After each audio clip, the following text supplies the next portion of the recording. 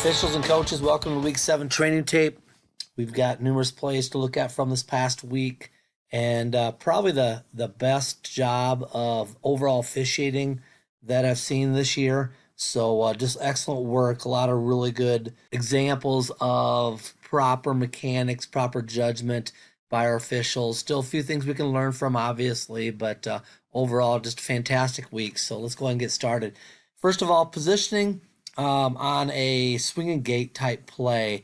So the whole key is if they have a kicker holder in position, then we will treat it like it's a kick. If they do not have a kicker holder in position, we will treat it like a normal scrimmage play.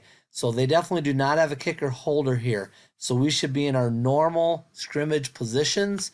And if they switch then and shift to a scrimmage kick formation, then our umpire will stay over the ball and will hold the snap until all officials are in position for a kick play, and then we'll officiate it from there. What happens if we don't do that, as you can see, we've got a field judge here who now is going back out. We've got a side judge in here, and they end up snapping the ball from this position, and we're really not in the greatest places to officiate. We do end up in the right spot, but and we do make the proper ruling, but we just would like to start out in our proper positions. So that's the whole key, is where if they have a snapper holder in position. The only other thing mechanically, remember at this point, our line of scrimmage official, we would like you to pivot and be straddling this goal line. So you are looking right. You're straddling this line with your feet, so you're looking right down this line. Our field judge is doing a nice job of being on this line, so he's looking down the sideline on this play. So that's what we want out of him. We would just like our line of scrimmage official to be straddling that sideline as well. But they did do a good job of making a proper ruling. Next one, tripping the ball carrier to make a tackle. To make a tackle or not, it doesn't matter. You cannot trip a ball carrier anymore. It used to be illegal, but in 2016, tripping of the runner became a foul. This is a 15-yard personal foul, so we'll take a look at this here. This is an obvious, miss of the tackle and a trip. That's 100% purposeful sticking out of the leg to try to trip. And since he makes contact, that's the key. Since he makes contact, that's what makes it a foul. If he would attempt to trip and whiff, that would not be a foul. But this should have been a foul. One we'll get next time. Okay, forward progress, power of signals. So this is one that we definitely need to learn from. All people need to learn from as a staff. And that is that we have this player who, right now is at the 50-yard line.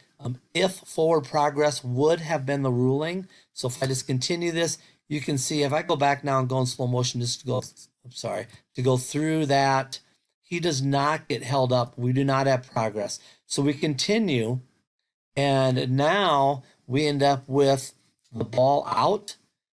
We didn't rule progress. If we ruled progress, we would have to go back to the 50. We didn't rule progress. He was stood up, but was not stopped and driven backwards. And my comment here is this is a classic example of blowing the play dead and not knowing exactly the status of the ball. We cannot see that ball came out from where we are. If that's the case, don't blow our whistle. Just don't have a whistle, have a late whistle. It actually was opened up to our headline judge, so he should have the whistle on that. Even though you think the runner's down, if you can't physically see the ball in his possession, down on the ground, hold your whistle. Okay, Sean's comment here is he's pointing down to the ground, so that signal is a signal for a body part that was down prior to the ball coming out, and we could not see this, so we did end up with the defense recovering this ball. We ruled them down, which was incorrect. So if we look at it from this angle here, you can see a couple things. One, there's the ball out right there. So if I go back a little bit now, all right, he's getting tackled. The ball is still in his possession and is going to get ripped out, but our line judge who made the ruling is watching from this side, so there's no way that he can see the actual ball. And if we can't see the ball, just don't blow our whistle. So in this case, the ball gets ripped out, and the ball is out now, and we are ruling him down. Definitely was not down. It's number 1 there. This is the player right here who was the runner. Ball's coming out. So this should have been ruled a fumble.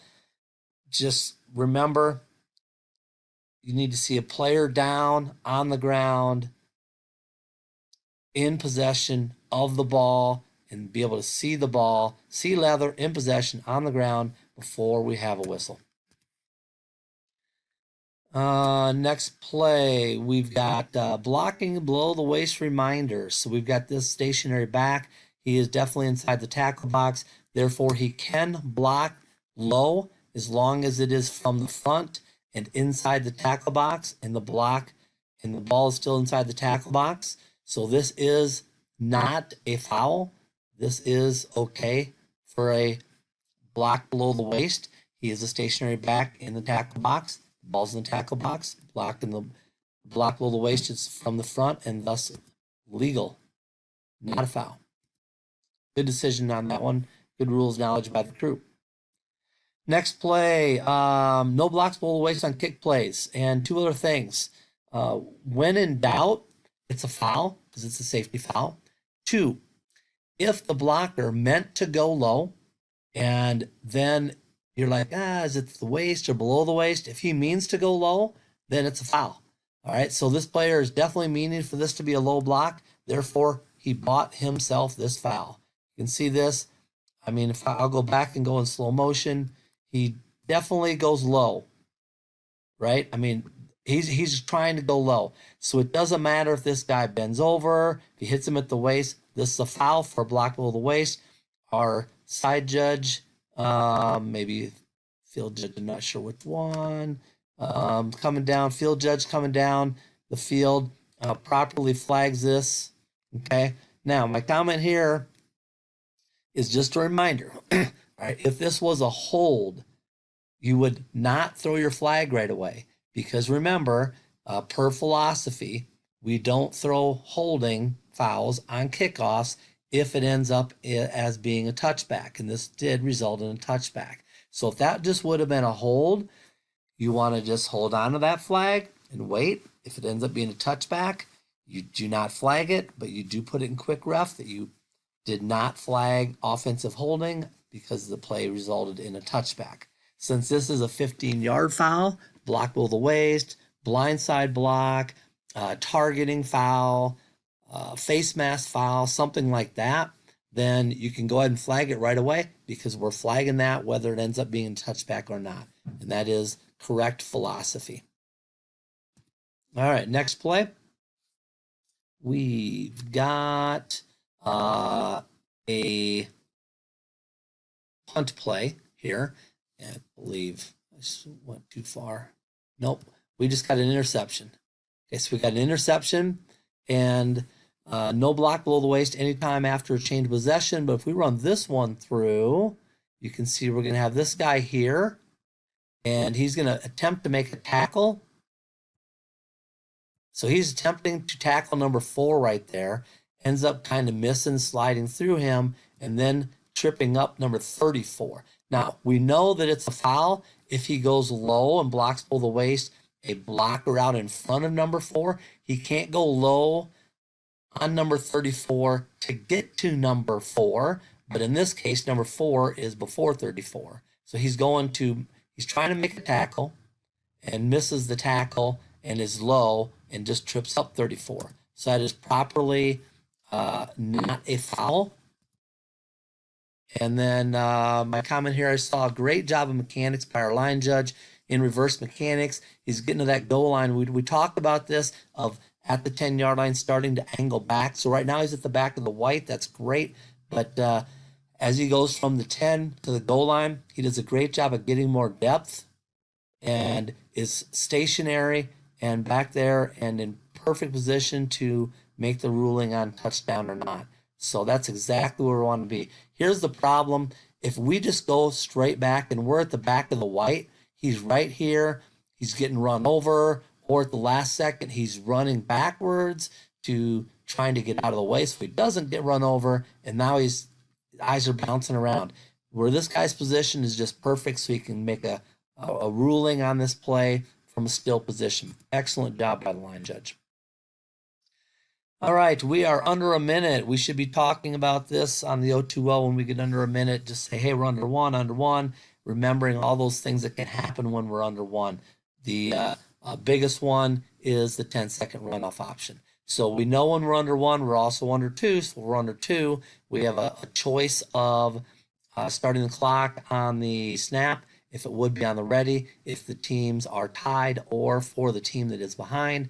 Also under two, we've got that we are stopping the clock on a first down. We've got that we have a dead clock and will not wind it on a player going out of bounds with the ball. So in this case, we're going to have intentional grounding.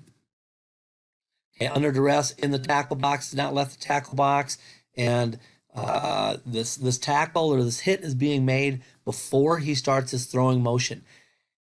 If he has started his throwing motion and then gets hit, we give him the benefit of the doubt of getting that ball back to the line of scrimmage if he's been outside the tackle box, or getting the ball to a receiver in the area. In this case, the tackle, he's been hit before he starts his throwing motion, so he's got to get that ball to a receiver in the area. And there's, whoops, I'm going to go back, sorry. There is no way we have a receiver in the area, okay? Remember, we have, our guideline is if they're coming back for the ball, 7 yards. If they're not coming back for the ball, it's 5-yard radius of where that ball is. So this is obviously going to be intentional grounding. Remember, this is a crew call. This is my comment here. Coming up is this is a crew call, meaning the referee has one part of it. In this case, both the line judge and the field judge came and talked to the referee and gave him information about no receiver in the area. Therefore, they should also be tagged in quick ref because they will get the same grade as the referee. So in this case, all three officials would get a correct call for intentional grounding. If they would end up having bad judgment and get an incorrect call, then they all get that. But we do need to tag all officials who are actually involved in the discussion of making intentional grounding, because we know it is not a referee-only call. It's at least a two-person, if not more, call. All right, next play here we've got, so our umpire is getting over the snapper. Don't really have to get over the snapper, but he gets over the snapper to kind of protect his frame. Problem is, as soon as he backs out, this is why we don't need to do it anyway, 34 comes in here, okay? Now, first of all, my comment is side judge, you are way too wide. We want you to be just off the outside shoulder of the tight end. So side judge, we want you standing right here. But 34 comes in here, and if I continue, he's within 1 yard, definitely a foul. If they snap the ball at this point, which they do when he's still there when they snap the ball.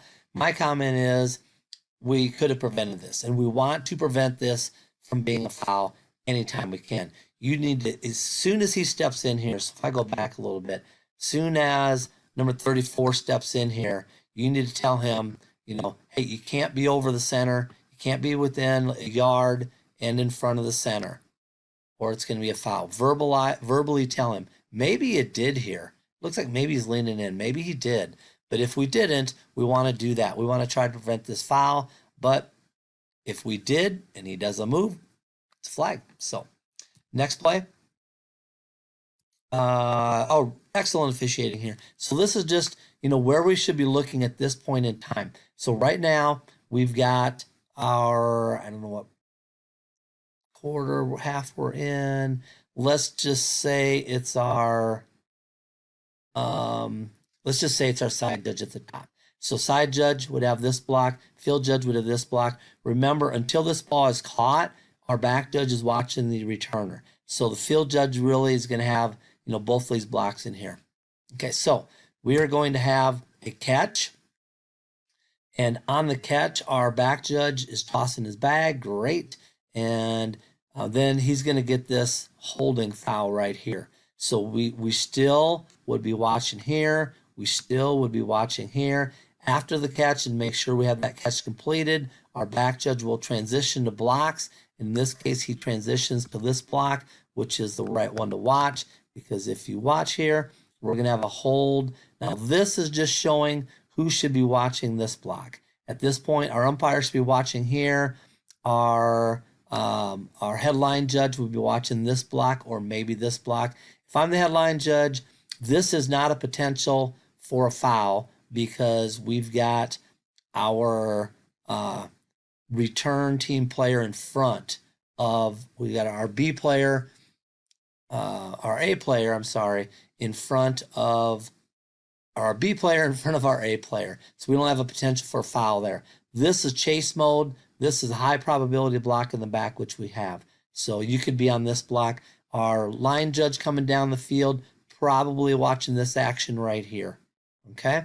So if we watch, what we get here is we're going to get this hold. Watch this one first. Watch the hold first. Okay? Definitely a takedown right there. Now if I go back and we take a look at this, we're going to have a block in the back, which was not called. Okay. And the comment was, we've got holding and block in the back. We're going to take the worst spot of penalty enforcement, which obviously is going to be this hold here. We go to the end zone view, shows a couple really good things. First of all, perfect positioning by our back judge. Remember, we want to be just off the shoulder, wide side, and about 7 to 10 yards back. So great positioning initially, which then ends up, all he's got, look how little he's got to move. Okay, remember, the reason why we want to be in this position is because when this guy steps up a little and moves forward, moves to this side, all we really need to do is move up a little and a little bit to this direction, and we end up in the absolute perfect position, which remember is about 7 yards wide and about 7 yards deep. So we've got this look right in here, okay? And after the catch has been completed, then we can transition to blocks, and here's our hold here that our back judge is going to see, okay? And then this one here, we'll see that. We see that throw down right there. He's reaching for his flag. Excellent job. Let's now watch this block. This is close, but not big enough for a hold, and he lets him go just at the right time, okay? So again, if I go back and look at that block there, they always grab him, right? So he's got a hold, he's got a hold, he's got a hold. There's really not any restriction there. Definitely not big enough restriction that we want to hold. It doesn't matter that guy goes down. It's really not that hold that takes him, down to the ground. He's just lunging and trying to get to that guy. So overall, excellent job of officiating on that one. We can do a little better job with our second wave, guys. All right, illegal forward pass rule and philosophy. So on this play, remember, we've got, first of all, any part of the body touching the 23, and this is illegal. Now, when he said this, he doesn't mean touching the 23-yard line, but any part of the body that's still touching the plane that is the 23-yard line, okay? The entire body has to be clearly past that 23-yard line plane for this to be a foul, okay? And perfect positioning by our H to make this call. He ruled all parts of the body were beyond the 23, so we have an illegal forward pass. And here's the thing, guys. This is why we keep emphasizing mechanics. If you are in the perfect spot mechanically and you're looking at the right spot, then a coach really can't question this. I mean, you're in perfect position, so they're going to have to go with your call. But what I really like is we have two other officials here who could help if we have an obvious error in judgment. So let's say he's definitely not past the line of scrimmage, and we throw for him being passed. We could have a conversation with either one of these two officials who could say, hey, I had a great look. He definitely was not passed. Are you sure? And maybe he's like, I don't know. I wasn't sure. So then we pick it up, okay? But, just great job of officiating on this play by the crew. All right, next play. We've got first act is a grab, second act throwing him down the ground. So, oops, sorry. I'm going to go back here a little bit. And hold on. Don't want that. Okay.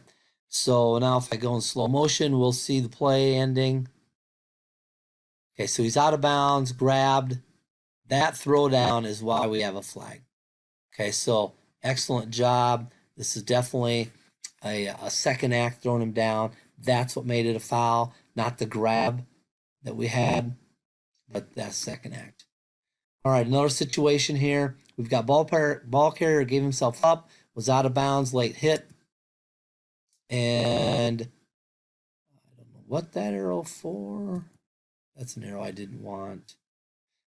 Great also by these two to get in here and start, breaking this up to make sure nothing happens. So we've got, again, if I stop it here and go in slow motion. Okay, this runner at this point is definitely out of bounds.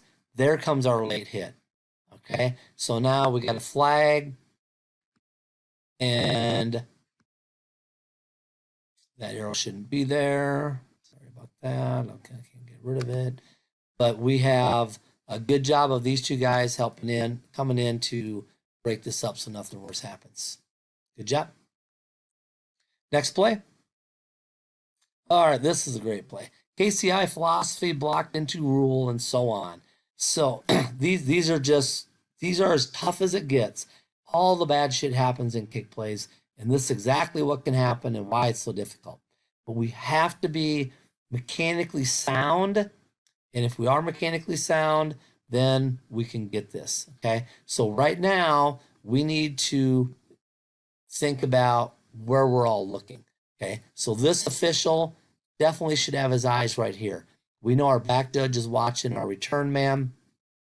So as we continue, we need this official. I'm just going to say it's the side judge because I don't know. We're going to say it's a side judge. We need our side judge to know that this this R player is blocking K. He blocks K.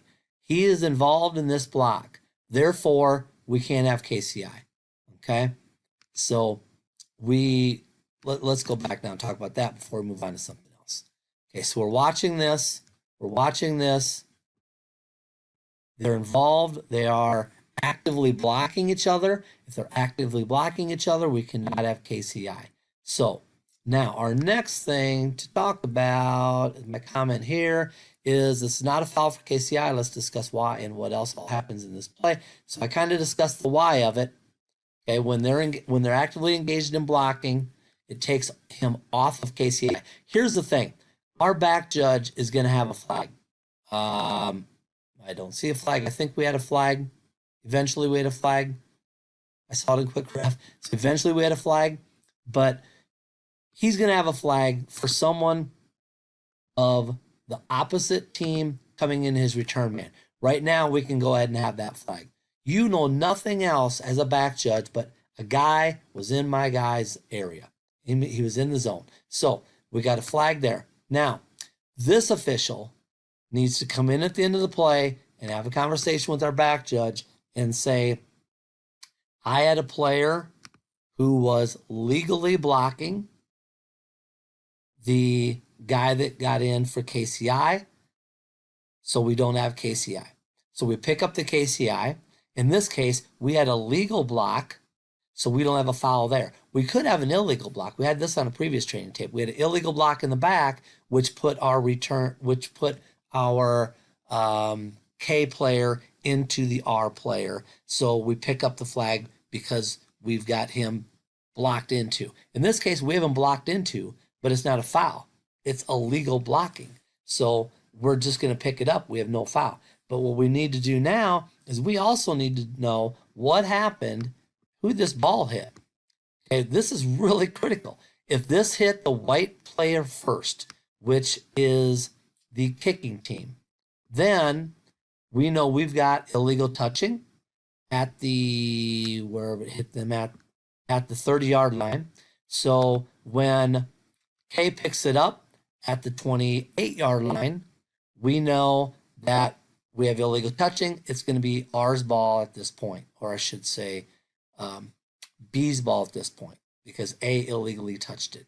If this ball did not hit the A player, but hit the B player, and we don't have a foul for KCI, we have a free ball. And now when A possesses it at the 28-yard line, we know it's dead, okay, which we do a good job of end up blowing this dead and say, nope, we can't advance that because it's a muff.